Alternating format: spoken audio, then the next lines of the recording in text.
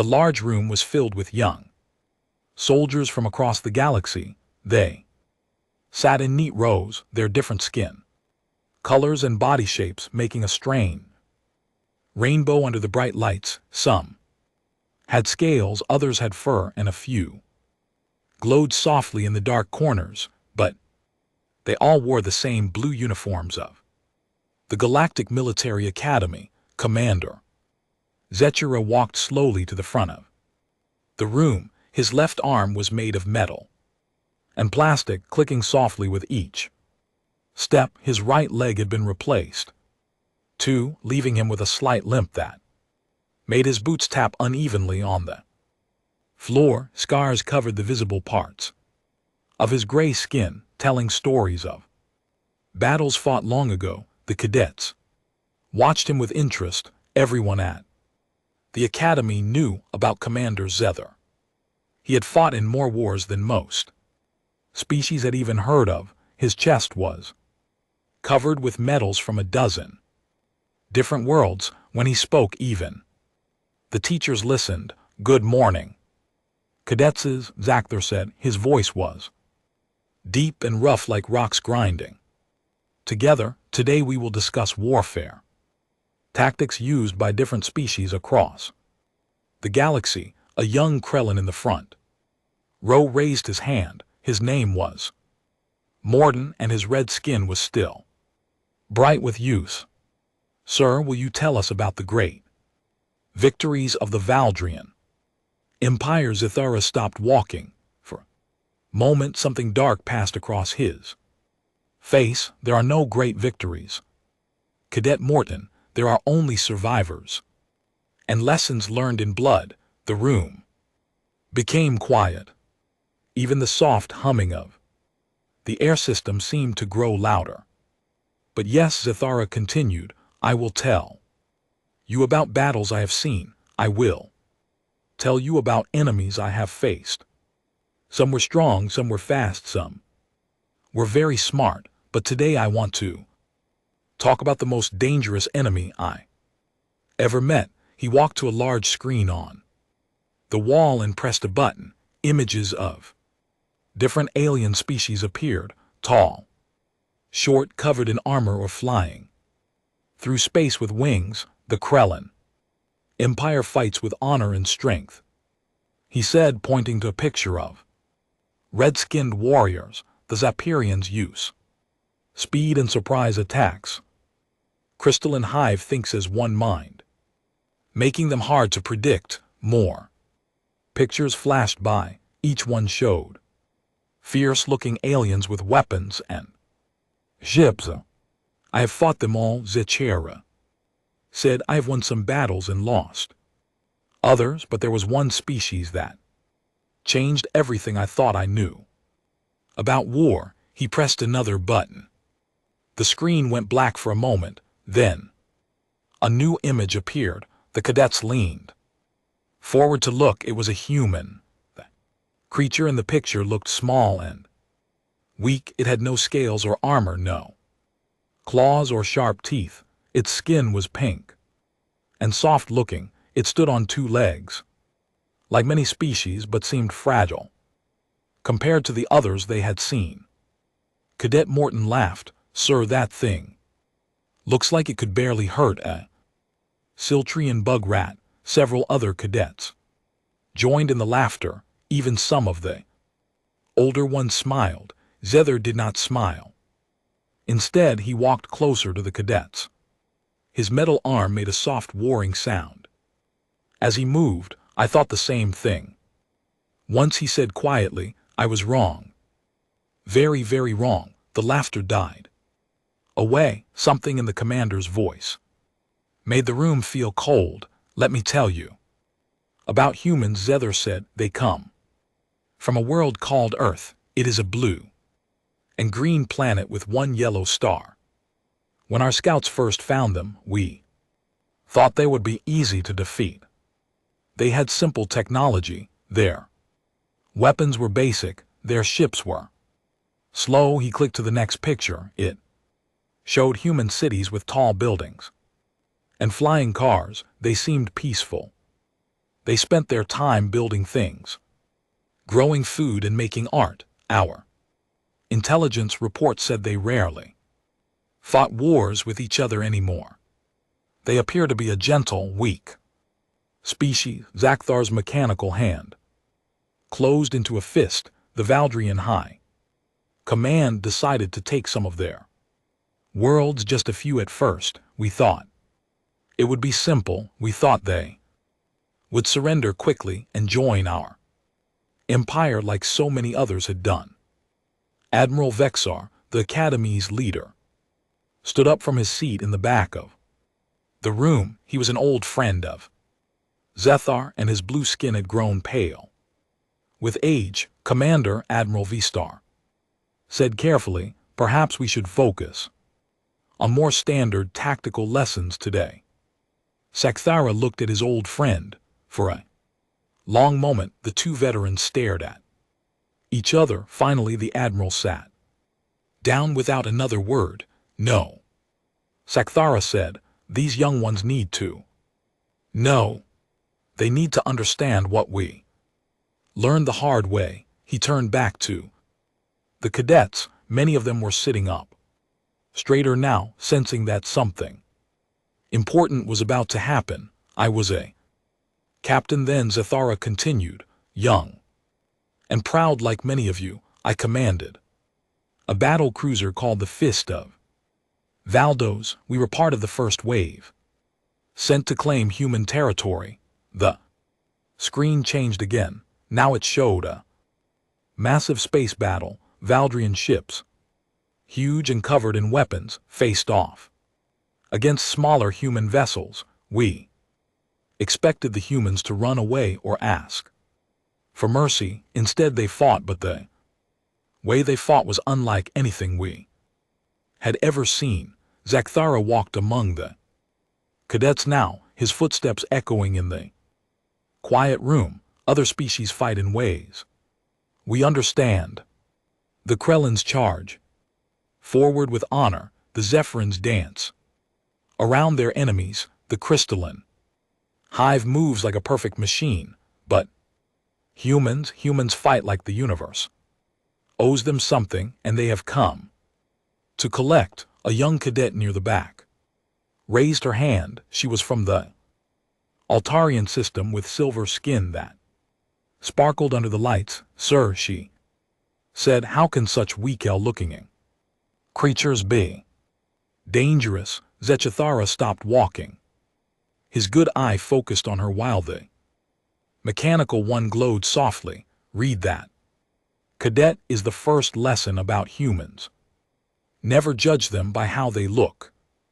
Human child can be more dangerous than a Krellin warrior if you give them the right tools and enough reason to fight." He returned to the front of the room and pressed another button. The screen showed a star map with red dots marking battles. The war lasted 4 years. 4 years of fighting an enemy that refused to follow any rules we understood. They turned everything into a weapon. Their merchant ships became bombs. Their farming equipment became tools of war. Even their children helped fight against us. The room was completely silent now. Even the cadets who had been whispering to each other were listening carefully.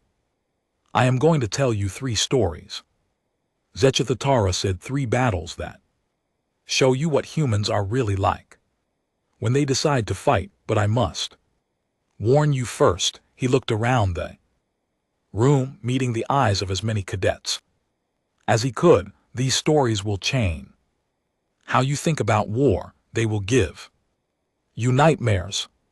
Some of you may not sleep well for weeks after hearing them. But you need to know, because one day you may have to fight alongside humans, or you may have to fight against them.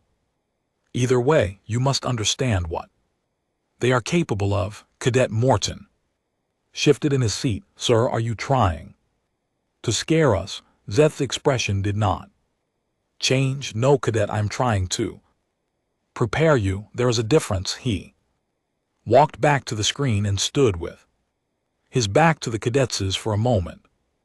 When he turned around, his face looked older somehow, as if remembering these stories had aged him. The first story is about a space station, a small research post that we surrounded and cut off from all help. We thought the humans inside would surrender in a few weeks. We thought wrong. The commander took a deep breath and began to speak again, but now his voice carried a weight that made every word feel important. Let me tell you about the siege of Kepler Station and the day I learned that humans do not know how to quit. Commander Zakthara pressed a button on the wall screen. The image changed to show a small space station floating in the darkness between stars. It looked peaceful with white metal walls and blue lights shining from its windows. Kepler Station, he said. Human research post near the edge of their territory. 300 people lived there. Scientists, engineers, their families. They were studying the stars and growing food in space gardens. The cadets looked at the picture. The station seemed tiny compared to the massive Valdrian warships they had seen in training videos. Our fleet surrounded the station. Zakara continued. 15 heavy cruisers and 40 support ships. We cut off all their communications. No messages could get in or out. No supply ships could reach them. No help could come. He clicked to the next image. Now the screen showed the same station, but surrounded by dark shapes with red lights. The Valdrian fleet looked like hungry predators circling their prey. I was captain of the Fist of Valdos then. My orders were simple. Wait for the humans to surrender. Take the station without damaging it. Use it as a base for attacking deeper into human space. Zathara walked among the cadets. Again, his metal leg made soft clicking sounds on the floor. Standard C tactics say that people will surrender when they run out of food and water. Station had maybe 6 weeks of supplies. We expected them to give up in 4 weeks. Just to be safe. Cadet Munn raised his hand. Sir, did they try to escape? No, Zakara said. That was our first surprise. They did not even try to run away. Instead, they sent us a message. The screen changed again. This time it showed a human man in a blue uniform. He had brown hair and calm eyes, but something in his expression made the cadets feel uncomfortable. Captain Jake Morrison, Zathara said. Commander of Kepler Station, this is what he told us. Zathara pressed another button. A voice filled the room.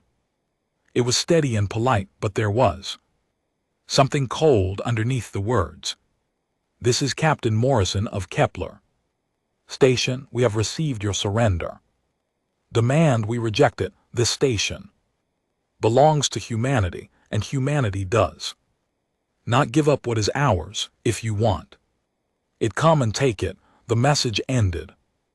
The room was quiet for a moment. That was all. Zakather said. No threats, no angry words, just a simple statement. At the time, I thought the human was trying to sound brave before surrendering. Later, he clicked to the next image. It showed the inside of the space station. Families were eating together in a large dining room.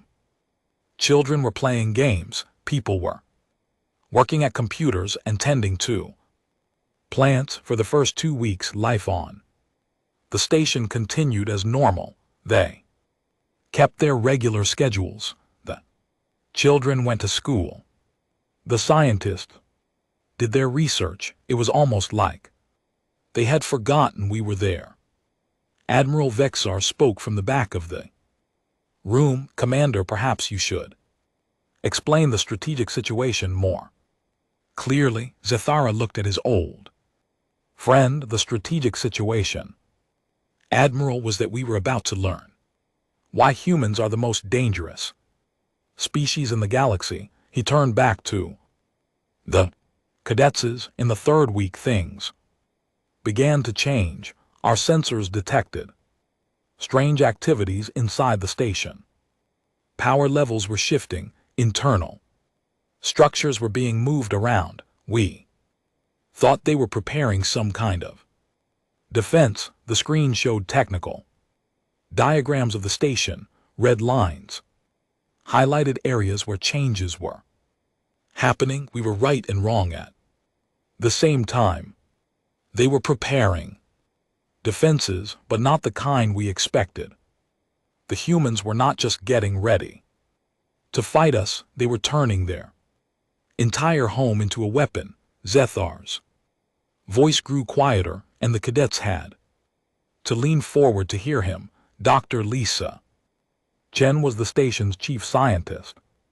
She had been studying how to grow plants in space, but when the siege began, she started studying something else. She started learning how to kill Valdrians. A new picture appeared on the screen. It showed a human woman with black hair and intelligent eyes. She was wearing a white coat and holding a strange device. Dr. Chen took apart the station's reactor shielding. This was metal that protected people from deadly radiation. She melted it down and made armor plates, but this armor was special. It was designed to fit human bodies, not Valdrian ones. Cadet Morton looked confused. Sir, how does that help them fight? Because Cadet Dr. Chen had been studying our biology for weeks. She knew exactly how Valdrian bodies work. She knew where our weak spots are. The armor she made had spikes and blades in exactly the right places to hurt us. When we got close, several cadets shifted uncomfortably in their seats, but that was just the beginning. Zether continued. The humans took their food growing systems and turned them into weapon factories. Plants that once made fruits and vegetables now made poison gas. Machines that once watered gardens now sprayed acid. The screen showed the inside of the station again, but now it looked different. The peaceful gardens had been replaced with strange laboratories. The dining rooms had become workshops where people built weapons. Sergeant Ben Torres was a security guard on the station, just one man responsible for keeping order among 300 civilians. When the siege began, he became something else entirely. A new picture showed a human man in a black uniform. He looked ordinary, like someone you might pass on the street without noticing, but his eyes were alert and dangerous. Sergeant Torres began training the civilians to fight, not just the adults, but everyone. Children learned to set traps. Elderly people learned to make bombs.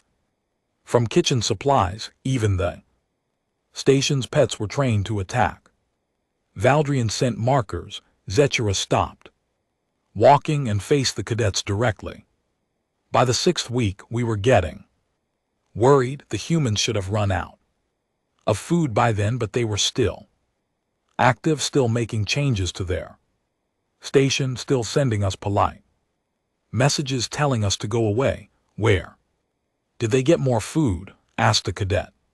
From the Altarian system. Zether's mechanical eye glowed brighter for a moment. They made more food. Dr. Chen had figured out how to turn the station's waste recycling system into a food production facility. They were eating things that no civilized species would consider edible, but they were surviving. The room was very quiet now. Some of the cadets looked sick. In the 8th week, we decided to board the station. Waiting was not working. Our commanders were getting impatient. They wanted results. The screen changed too. show Valdrian soldiers in heavy armor. Preparing to enter small attack ships, I led the first boarding party myself, 200. Of our best warriors, we cut through the station's outer hull and entered through the cargo bay. Zethara touched his mechanical arm as if remembering old pain. The first thing we noticed was the gravity. It was wrong, too strong in some places, too weak in others. Dr. Chen had turned the station's artificial gravity system into a weapon. As we move through the corridors, gravity would suddenly increase and crush soldiers to the ground, or it would disappear entirely, leaving us floating helplessly in the air. He clicked to the next image. It showed a dark corridor with strange shadows and floating debris. The second thing we noticed was the children. The cadets all looked up. At this, even Admiral Vexeter leaned forward in his seat. They're still alive, but they were not hiding in safe rooms like we expected. They were part of the defense. Human children, some as young as 6 years old, were operating trap systems and guiding us into ambushes. Zakara's voice became even quieter. One little girl, maybe 7 years old, offered to show us the way to the command center. She seemed scared and helpful. She led 20 of my soldiers down a maintenance tunnel. When they were halfway through, she pressed a button and filled the tunnel with superheated steam from the station's power systems. The room was completely silent now. None of those 20 soldiers came back. The little girl escaped through ventilation shaft that was too small for us to follow. Cadet Morton raised his hand slowly. Sir, what happened to your arm? Zether looked down at his mechanical limb. Captain Morrison happened to my arm. I found him in the command center along with Dr. Chen and Sergeant Torres. They were not trying to escape or hide. They were waiting for us. The screen showed the station's control room. It was filled with strange devices and flashing lights. 3 humans stood calmly in the center, watching the door. Morrison walked up to me. He was not armed. He looked like he wanted to shake hands, like we were meeting at a peaceful conference. When I reached out to grab him, he smiled. Zethera held up his mechanical hand. His skin was covered with acid. Acid that Dr. Chen had made from the station's cleaning supplies. It ate through my armor and dissolved my hand. In seconds, while I was screaming, Sergeant Torres activated a device that filled the room with electricity. Half my boarding party died in that room. The rest of us barely escaped, and as we ran back to our ships, Morrison's voice followed us through the station speakers. Cetheria pressed a button, and Captain Morrison's calm voice filled the room again. Thank you for visiting Kepler Station. We hope you enjoyed your stay. Please come back anytime. We will be ready for you. The message ended. The cadets sat in shocked silence. We tried 2 more boarding attempts, Zakthara said. Each time fewer of our soldiers came back.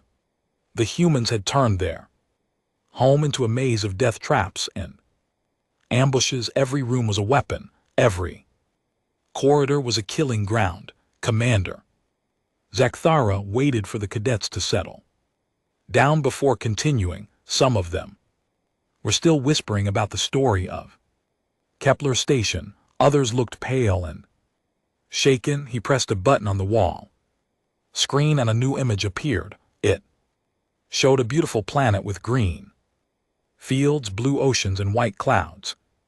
Peaceful farms stretched across rolling hills. Small towns dotted the landscape, like toys scattered by a child. New Terra, Zakthar said, a human farming World on the edge of their territory. Population 2 million. No military bases. No weapons factories, no space defenses. Just farmers growing food to feed other human colonies. The planet looked so peaceful that several cadets relaxed in their seats after the horror of Kepler Station. This seemed like it would be an easier story. Our intelligence said new terror would fall in 3 days. Zethara continued, maybe a week at most. People there were not soldiers, they were farmers, teachers, shopkeepers. Simple people living quiet lives. Cadet Moran raised his hand. Sir, why attack a farming planet? There was nothing valuable there.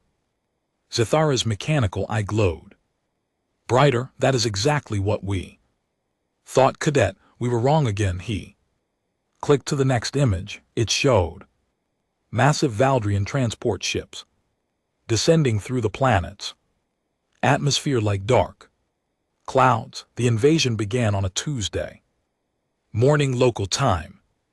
200,000 Valdrian soldiers landed at 50 different sites across the planet. We had enough firepower to level every city and town. Within hours, the screen changed to show Valdrian troops marching across farm fields. They looked confident and well-armed, their weapons gleaming in the sunlight. The first day went exactly as planned. Our soldiers took the main cities without resistance. The humans seemed to panic and run away. By evening, we controlled all the important locations on New Terra. Zethara walked among the cadets, his metal leg clicking on the floor. General Kravek, our invasion commander, sent a message to the Valdrian High Command. He said the planet was secure and ready for colonization. He expected to receive his promotion within the week. The commander stopped walking and faced the cadets. General Krevek died 3 days later along with 30,000 of his soldiers. The room became very quiet. On the screen, a new image appeared. It showed a human man with gray hair and kind eyes wearing simple farm clothes. Governor Sam Mitchell. Zethara said he had been a soldier once many years before, but when we invaded New Terra, he was just an old man who grew corn and raised cattle. He lived in a small house with his wife and grandchildren. The image changed to show the same man, but now he was wearing military gear and holding a weapon. His kind eyes had become hard and dangerous. On the second day of the invasion, Governor Mitchell sent a message to all the humans on New Terra. It was broadcast on every radio and television. Even our soldiers heard it. Zethara pressed a button and an old human voice filled the room. It was calm and steady, like a grandfather talking to his family. My fellow citizens, strangers have come to our world. They think they can take what we have built with our own hands. They think we will simply give up our homes, our farms, our lives. They are wrong. This is our land. These are our children, and we will not surrender what is ours. The message continued. Every farm is now a fortress. Every field is now a battlefield. Every man, woman, and child is now a soldier. We know this land better than they ever will. We will make them pay for every step they take on our soil. The voice stopped. The cadets sat in uncomfortable silence. Within hours of that broadcast, everything changed. Zethara said the humans who had been running away suddenly started fighting back, but they did not fight like soldiers. They fought like the land itself had come alive to destroy us. The screen showed a vast wheat field stretching to the horizon. It looked peaceful and empty. Colonel Amy Walsh had been a military officer Before she became a farmer, she owned 3,000 acres of wheat fields outside the main city. When our troops moved through her land, she was waiting for them. A new image appeared. It showed a human woman with short blonde hair and steady hands. She was lying flat in the wheat, almost invisible among the golden stalks. Colonel Walsh had turned her wheat fields into the largest sniper range in the galaxy. She could hit a Valdrian soldier from 2 km away, hidden in grain that looked empty to our eyes. Zathara touched a scar on his neck. She shot me from 1500 m. The bullet went right through my throat. I spent 3 weeks in a medical tank learning to speak. Again, he clicked to the next image. It showed the same wheat field, but now it was marked with red dots showing where Valdrian soldiers had fallen. In one day, Colonel Walsh and her neighbors killed 800 of our troops, 800 soldiers, picked off one by farmers hiding in their own crops, and we never even saw them. Cadet Morton shifted in his seat. Sir, how could farmers be so good at fighting? Because they were not just farmers anymore, Zathara replied. They were farmers who had decided to become killers. And humans, I learned, are very good at killing when they put their minds to it. The screen changed again.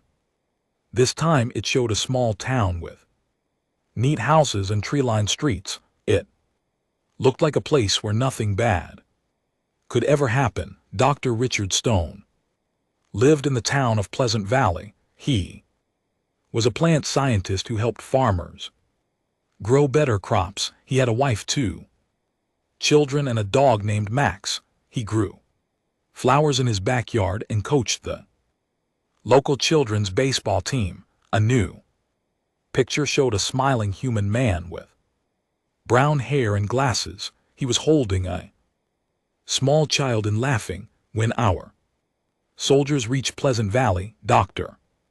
Stone was not smiling anymore. His family had been evacuated, but he stayed behind. He had work to do.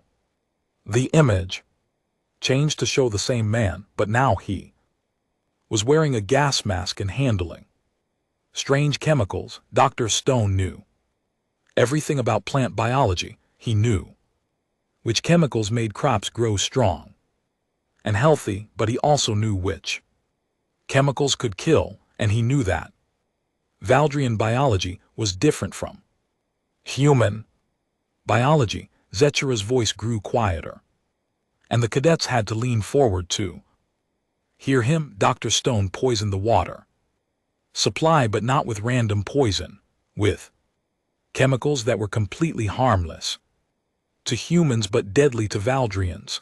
Our soldiers drank the water and died within hours. The human civilians drank the same water and felt nothing. Several cadets looked sick. One of them, a young Zephyrian with blue skin, raised her hand.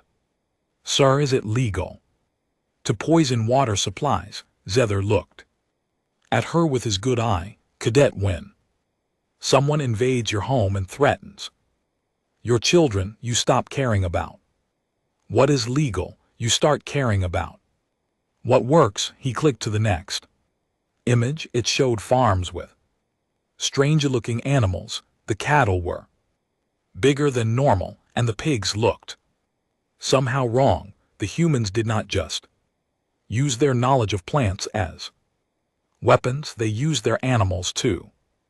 Dr. Stone and the other farmers had been changing their livestock for years, making them stronger and healthier. When the war began, they changed them in different ways.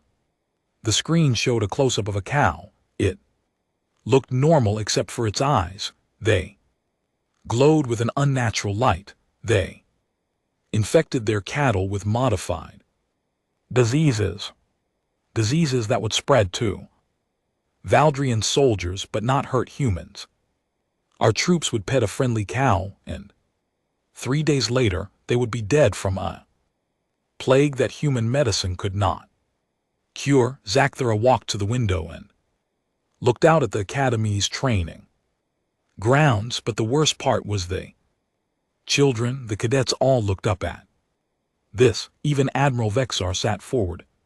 His seat, human children on New Terra, did not hide in safe places like children should during a war. They became part of the war effort. They knew the land better than anyone. They could move through forests and fields without making a sound. They could set traps that our experienced soldiers would never see coming. The screen showed a group of human children, maybe 10 or 12 years old. They were carrying backpacks and looked like they were going on a camping trip. These children would approach our camps at night. They looked innocent and harmless. Some of our soldiers felt sorry for them and tried to help. That was a mistake. Zathura turned back to the cadets. The children carried bombs made from farm chemicals. They would walk into our camps, smile at our soldiers, and then detonate explosives that killed everyone with 50 including themselves. The room was completely silent now. Several cadets looked like they might be sick. In 3 weeks we lost 50,000 soldiers to human children. Children who should have been playing games and going to school. Instead, they were dying to kill us. He clicked to the next image. It showed a human boy, maybe 8 years old, sitting in a hospital bed.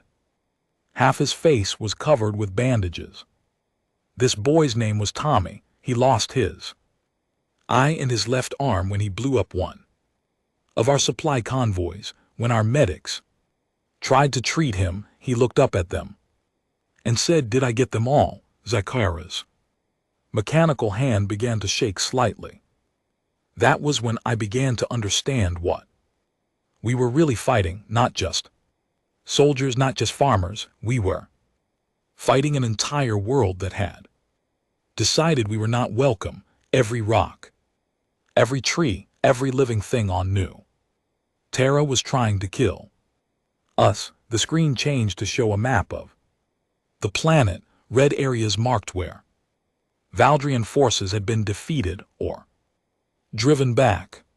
Commander Zathura stood silently at the front of the room for a long moment. The cadets watched him, waiting. Some of them looked scared. Others looked sick. All of them were quiet. Finally, he pressed a button on the wall screen. A new image appeared. It showed a human spaceship floating in the darkness between stars. The ship looked ordinary, nothing special about its design. It was smaller than most Valdrian warships, with simple lines and basic weapons. The USS Defiant, Zathura said, a mid-sized frigate in the human fleet, crew of 230 people, standard weapons, standard armor, standard everything. There was nothing remarkable about this ship when I first saw it. He clicked to the next image. It showed the same ship, but now it was damaged. Parts of its hull were missing. One of its engines was dark and cold. Debris floated around it like a cloud of metal snow. Defiance was part of a human fleet that tried to break through our blockade of the Century system. The battle lasted 6 hours. When it was over, the human fleet was destroyed or retreating. The Defiance was left behind, crippled and a lone cadet. Morton raised his hand. "Sir, why did the other human ships leave it behind?" Zathura looked at the young Cree. "Because, cadet, they thought it was dead. We thought it was dead too. We should have made sure." The screen changed to show a technical diagram of the ship. Red areas marked damaged sections. There were many red areas. The Defiance had lost its faster-than-light drive. its life. Support was failing, half the crew was dead or wounded. The ship was leaking. Air, power, and coolant, any reasonable captain would have surrendered or abandoned ship. A new image appeared on the screen. It showed a human man with gray hair and tired eyes. He wore captain's uniform that was torn and stained with blood. Captain Roy Henderson was not a reasonable man. He was 58 years old, a career naval officer who had spent his whole life in space.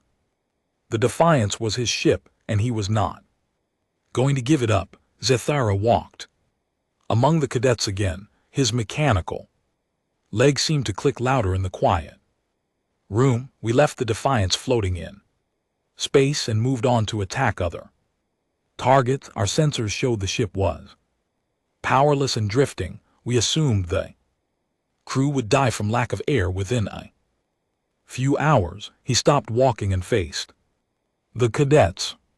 We were wrong. 3 days later, the Defiance attacked one of our supply convoys. Somehow Captain Henderson had gotten his ship moving again. The screen showed a convoy of Valdrian cargo ships moving through space. They looked peaceful and unguarded. Suddenly the damaged human ship appeared from behind an asteroid, firing its weapons. Attack made no sense. Zakara continued. The Defiance could barely move. Its weapons were working at maybe 20% power.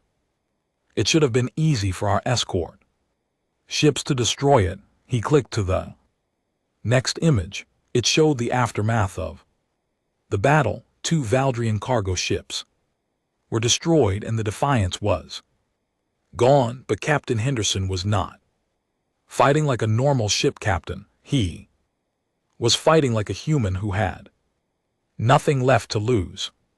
The Defiance hit our convoy, destroyed 2 ships, and disappeared before our escorts could respond. Admiral Vexar spoke from the back of the room. Commander, perhaps you should explain how a damaged ship could move so quickly. Zetchar's mechanical eye glowed brighter. Because, Admiral, the humans had stopped caring about their own safety. They had turned their ship into a weapon that was more dangerous to them than to us. He clicked to show another image. This one showed the inside of the human ship. It looked like a nightmare. Cables and pipes were exposed. Emergency lights cast strange shadows. Steam and smoke filled the corridors. Chief Engineer Maria Santos had kept the ship running by cannibalizing everything that was not absolutely necessary. She had torn out the crew quarters to use the metal for repairs. She had stripped the walls to get wiring for the engines. She'd even removed the safety systems from the reactor. A new picture showed a human woman with black hair and oil-stained clothes. Her hands were covered with cuts and burns from working with damaged machinery. Chief Santos knew that removing the safety systems meant the reactor could explode at any moment, but she also knew that it would give the ship more power, so she removed them. Anyway, Cadet Munn looked confused. Sir, why would they risk killing themselves? Because, Zechithar replied. They were already dying. The ship's life support was failing. They had maybe a week of air left, so they decided to spend that week making us pay for destroying their fleet. The screen changed to show a star map. Red lines marked the path of the Defiance as it moved from one attack to another. For the next 2 months, the Defiance hunted our supply ships across 3-star systems, always appearing where we did not expect it, always hitting us and disappearing before we could fight back. He traced the red lines with his mechanical finger. Captain Henderson had figured out our supply routes and Schedules, Lieutenant Commander Paul Kim, his tactical officer, had studied our ship movements and found patterns we did not even know we had. A new image showed a human man with Asian features and intense eyes. He was looking at computer screens covered with numbers and diagrams. Lieutenant Commander Kim had been a mathematics teacher before joining the Navy. He used his knowledge of numbers to predict where our ships would be and when they would be most vulnerable. Zether clicked to the next picture. It showed another convoy under attack, but this time the image was different. The Defiance was moving in impossible ways, spinning and diving like a fighter instead of a heavy ship. By the third month, we realized something horrible. The Defiance was getting better at fighting, not worse.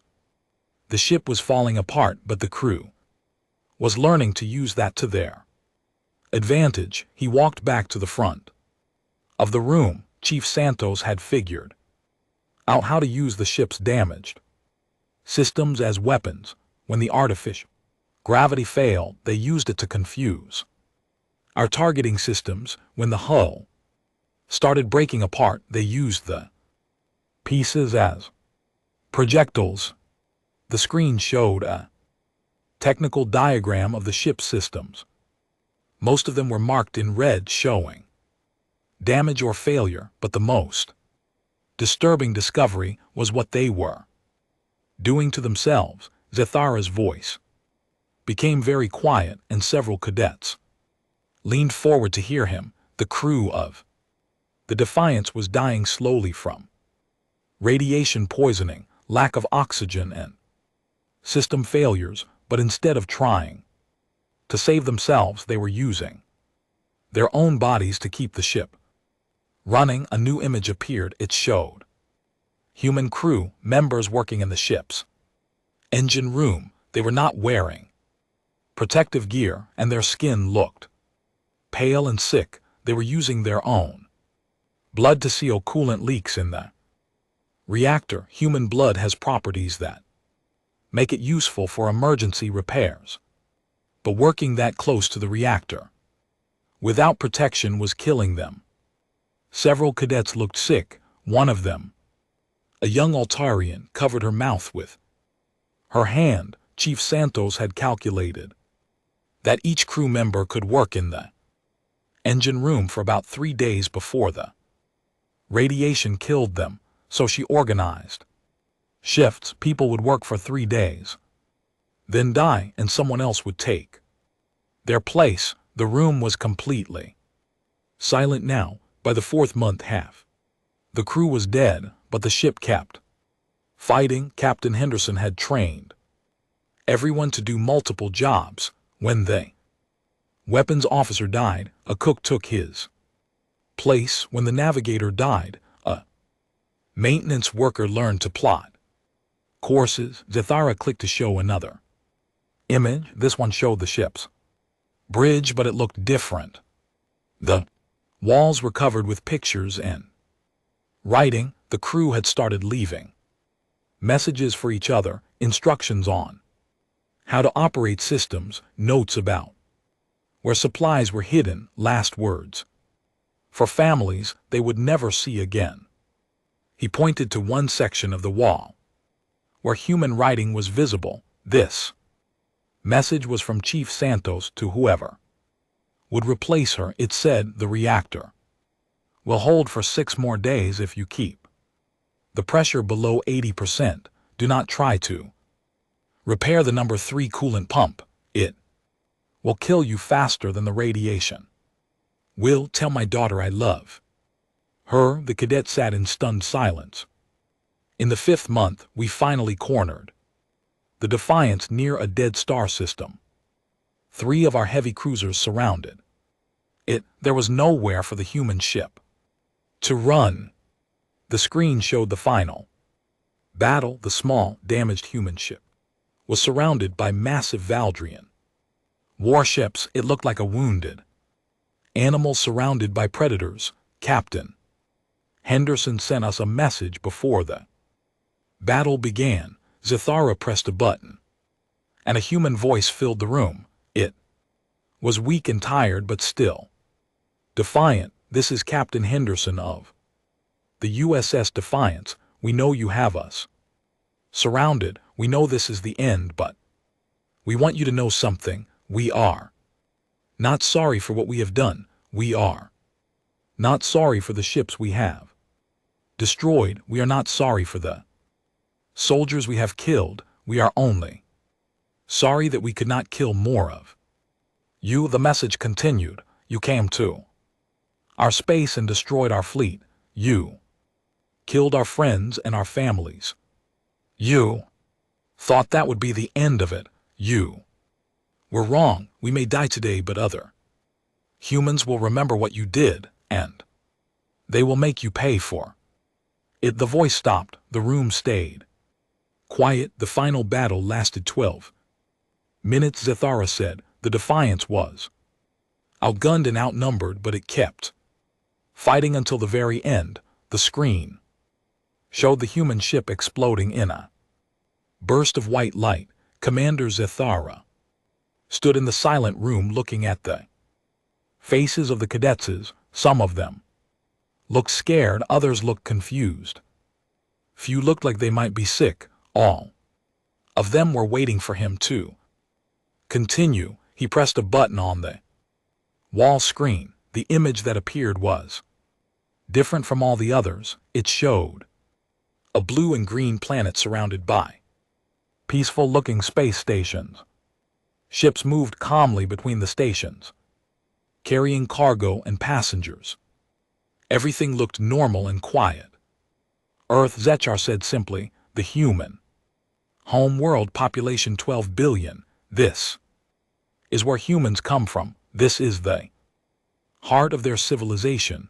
Cadet Moran raised his hand slowly. Sir, are you going to tell us about the invasion of Earth? Zathara looked at the young Krellin for a long moment, then he shook his head. No, Cadet, there was no invasion of Earth. That is the point of this final story. He clicked to the next image. It showed a meeting room with beings from many different species sitting around a large table. Humans sat on one side, Valdrians on the other.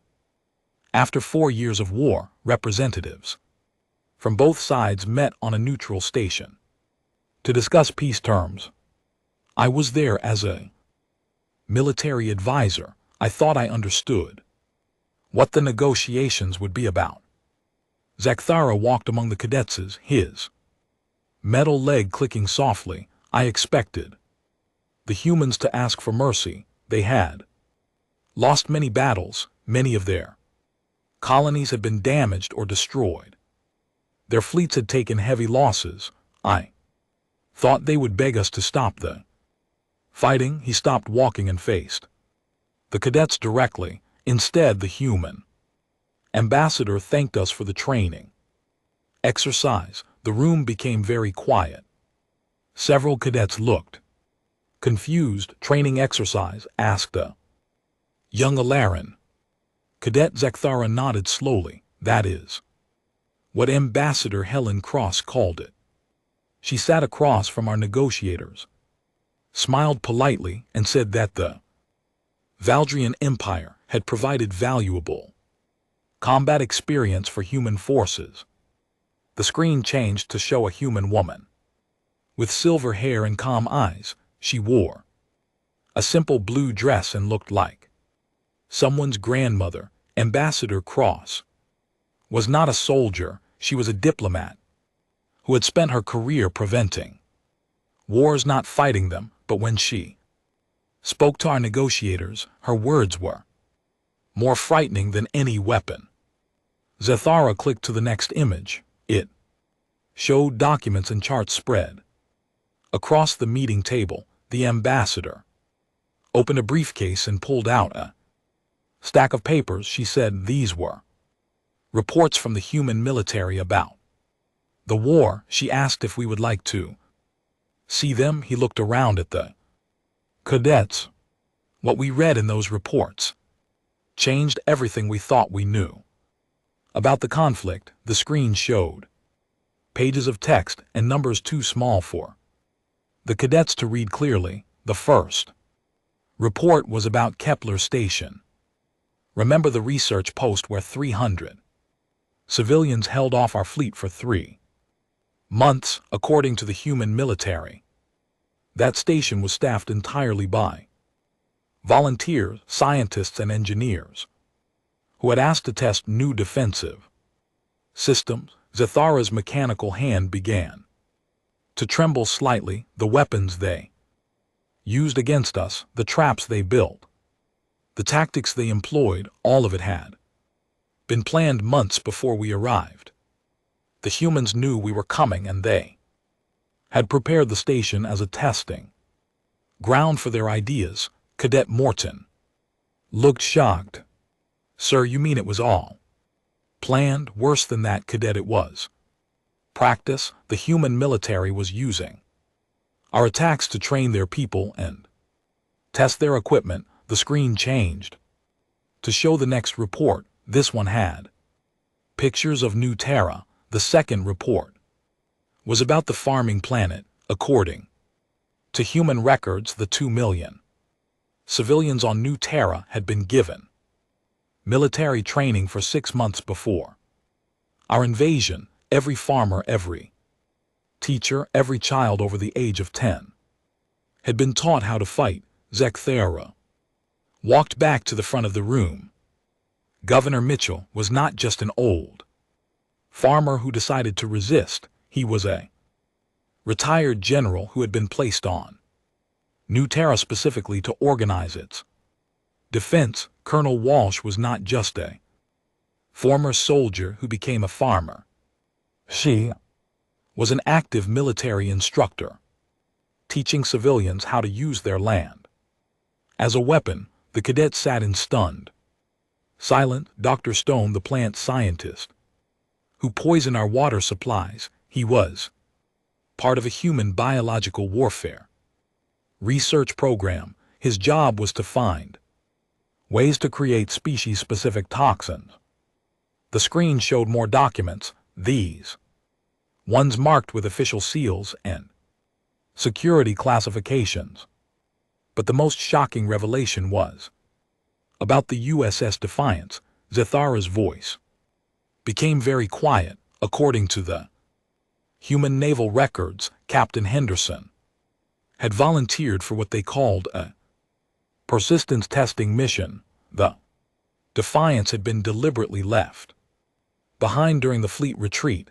Its job was to see how long a crippled ship could continue fighting against superior forces. The room seemed to grow colder.